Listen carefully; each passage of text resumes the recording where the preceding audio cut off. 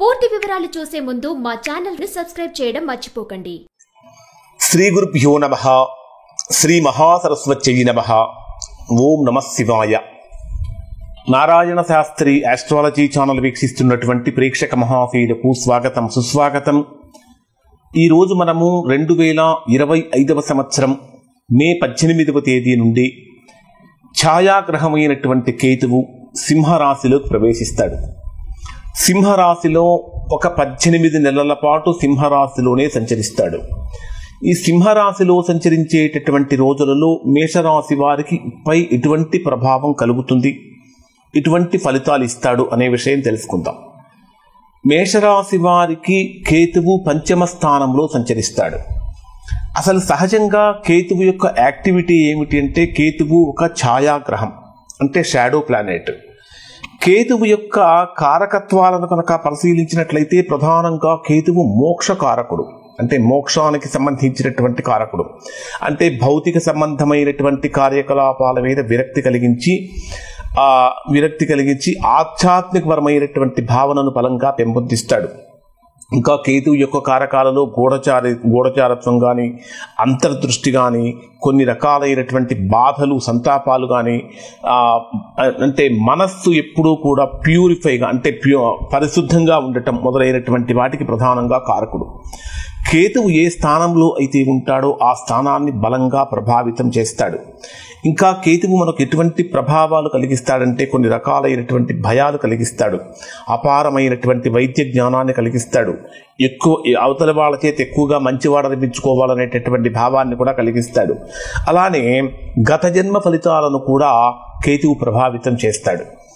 మరి 5వ స్థానంలోకి సహజంగా కేతువు యొక్క ప్రభావం వచ్చినప్పుడు, 5వ స్థానం అంటే సంతానానికి, విద్యకు, క్రియేటివిటీకి మొదలైన వాటికి సంబంధించినటువంటి స్థానం.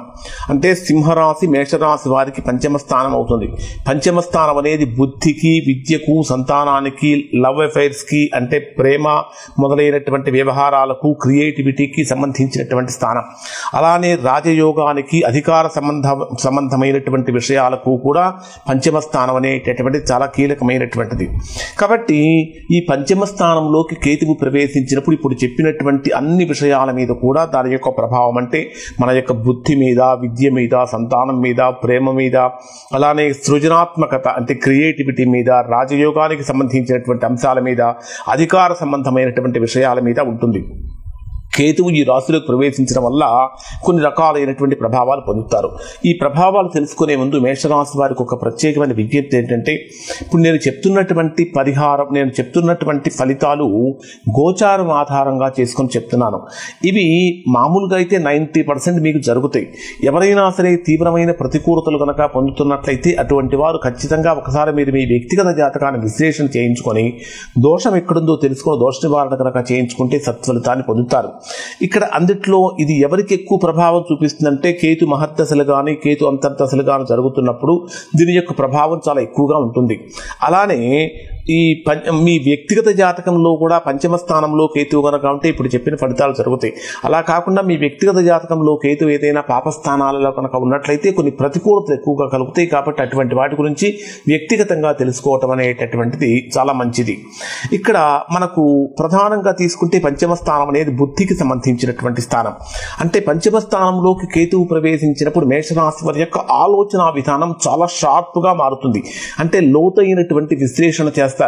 ఏదైనా ఒక నిర్ణయం గురించి ఒక నిర్ణయం తీసుకోవాలనుకున్నప్పుడు దానికి సంబంధించినటువంటి మంచి చెడులు మొత్తాన్ని, లోటుపాట్ల మొత్తాన్ని చాలా దీర్ఘంగా విశ్లేషిస్తూ ఉంటారు.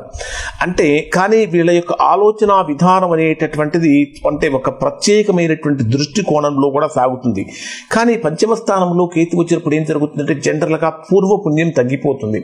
అంటే మనం చేసినటువంటి కర్మఫలంలో పూర్వపుణ్యం అనేటటువంటిది కొద్దిగా తగ్గుతుంది. కాబట్టి చేసేటటువంటి పనులలో కొద్దిగా గందరగోళం అనేటటువంటిది కూడా నెలకొంటూ ఉంటుంది. సాధ్యమైనంత వరకు శాంతమైనటువంటి ఆలోచనలతో చేయాలి, అంటే ప్రశాంతంగా ఉండాలి. కేతువు సహజంగా కూడా ఉగ్రస్వరూపుడు, ఉగ్రకారకుడు అని చెప్పాలి. ఎందుకంటే మనకు జ్యోతిష శాస్త్రంలో శనివత్ రాహు కుజవత్ కేతు అని మనకు జ్యోతిష శాస్త్రం చెప్తుంది. అంటే శని ఇచ్చేటటువంటి ఫలితాలు రాహువిస్తాడు, కుజుడిచ్చేటటువంటి ఫలితాలు కేతువిస్తాడు. కాబట్టి ఇక్కడ అగ్రెసివ్ ప్లానెట్ కాబట్టి ఉగ్రస్వరూపమైనటువంటి గ్రహం కాబట్టి సాధ్యమైనంత వరకు ప్రశాంతమైనటువంటి జీవితాన్ని, ప్రశాంతమైనటువంటి ఆలోచనలు చేయాలి. దానికోసం ధ్యానం చేయడం అనేటటువంటి చాలా అవసరం. ఎక్కువగా పంచమ స్థానంలో కేతు వచ్చినప్పుడు ఏం జరుగుతుందంటే వాళ్ళ భవిష్యత్తు గురించి, వాళ్ళ గతాన్ని గురించి ఎక్కువగా తెలుసుకోవాలనేటటువంటి తాపత్రయం వీళ్ళలో బాగా కలుగుతుంది. పంచమ స్థానం అనేటటువంటిది సహజంగా విద్యకు కూడా సంబంధించినటువంటి స్థానం, అంటే విద్యకు, బుద్ధికి కూడా సంబంధించినటువంటి స్థానం. కాబట్టి ఈ మేషరాశిలో జన్మించినటువంటి విద్యార్థులను కనుక పరిశీలించినట్లయితే వారి విద్యా సంబంధమైనటువంటి విషయాలలో కొద్దిగా స్పష్టత లోపిస్తుంది. అంటే చదువులో కూడా ఆసక్తి ఉన్నప్పటికీ కూడా దాని మీద, అంటే చదువు అంటే ఇష్టం ఉన్నప్పటికీ కూడా రకరకాలైనటువంటి కారణాల చేత కాన్సన్ట్రేషన్ చేయలేకపోతారు. ఎడ్యుకేషన్లో మధ్యలో బ్రేక్ వచ్చేటటువంటి అవకాశాలు, ముఖ్యంగా చెప్పాలంటే హైయర్ ఎడ్యుకేషన్ కోసం ప్రయత్నిస్తున్నటువంటి వారికి ఎంత ప్రయత్నించినా సరే ఎడ్యుకేషన్లో ముందుకు వెళ్ళలేకపోతూ ఉంటారు.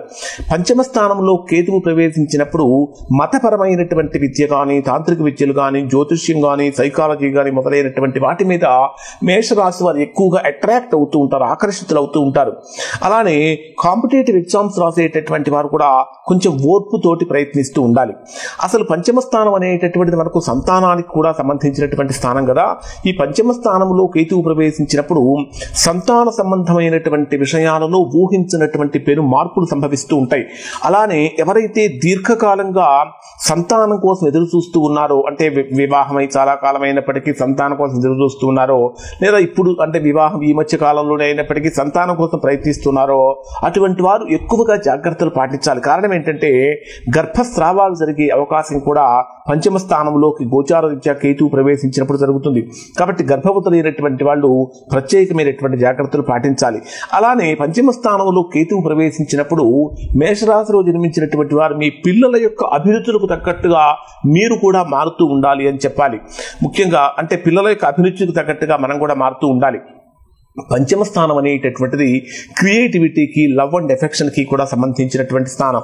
ఈ పంచమ స్థానంలో కేతువు యొక్క ప్రభావం వచ్చినప్పుడు ప్రేమ సంబంధాలు చాలా గోప్యంగా సాగుతూ ఉంటాయి. అంటే సీక్రెట్ రిలేషన్స్ అనేటటువంటివి మేషరాశి వారు ఎక్కువగా మెయింటైన్ చేస్తూ ఉంటారు. అపార్థాలు, విరక్తి వంటి అంశాల పట్ల కొద్దిగా కలత చెందే అవకాశం కూడా కలుగుతూ ఉంటుంది. అలానే కొంతమంది మీతో ఎక్కువగా తీవ్రంగా విభేదించి, ముఖ్యంగా నా అనుకున్నటువంటి వాళ్ళే మీకు దూరం అయ్యేటటువంటి అవకాశాలు కూడా కలుగుతూ ఉంటాయి.